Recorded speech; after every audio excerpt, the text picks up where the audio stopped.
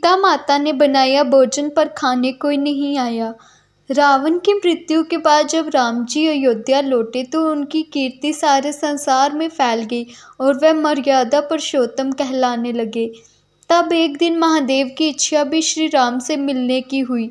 पार्वती जी को साथ लेकर महादेव अयोध्या नगरी पहुँचे। भगवान शिव और माता पार्वती को देखकर सीता माता और राम जी बहुत खुश हुए।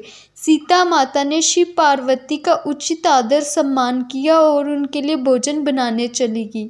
तब महादेव जी ने राम जी से पूछा, आपके परम भक्त हनुमान नहीं दिखाई दे रहे? भगवान राम बोले, वह बगीचे में हैं। शिव जी भी पार्वती माता को साथ लेकर बगीचे में आ गए। बगीचे की सुंदरता देखकर उनका मन अति प्रसन्न हो गया। आम के एक वृक्ष के नीचे हनुमान जी गहरी नींद में सोए हुए थे और उनके खराटों से राम नाम की ध्वनि उठ रही थी। हैरान होकर माता पार्वती और शिव जी एक दूसरे की ओर देखने लगे। राम नाम सुनकर पेड़ की डालियां भी झूम रही थी और उनके बीच भी राम नाम उच्चारित हो रहा था। शिवजी और माता पार्वती भी राम नाम की धुन में मस्त मगन होकर राम नाम कहकर नाचने लगे।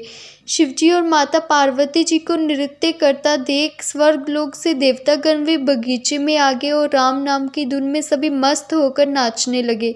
माता सीता भोजन तैयार कर प्रतीक्षा में बैठी रही।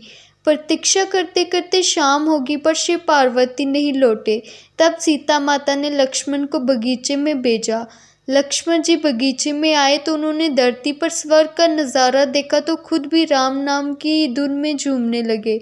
महल में माता सीता परेशान हो रही थी कि अभी तक कोई भोजन करने क्यों नहीं आया। तब माता सीता ने राम जी से कहा, भोजन ठंडा हो रहा है, चलिए हम सबको बगीचे से बुलाकर लाते हैं। जब सीता माता और राम जी बगीचे में पहुंचे तो उन्होंने देखा वहां सब राम नाम की धुन में मगन हैं। हनुमान जी अब भी गहरी नींद में सोए हुए थे और उनके खर्राटों से अभी तक राम नाम की ध्वनि उठ रही थी।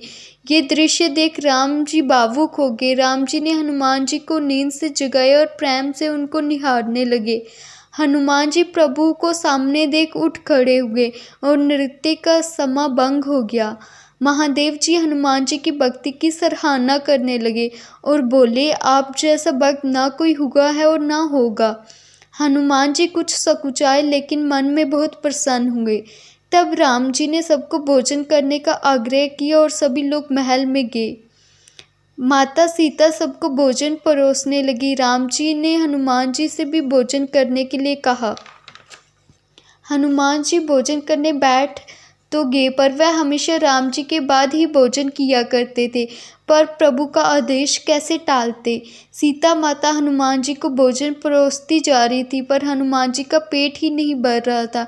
सीता माता कुछ समय तक तो हनुमान जी को भोजन परोसती रही, फिर समझ गई कि इस तरह हनुमान जी का पेट नहीं भरेगा।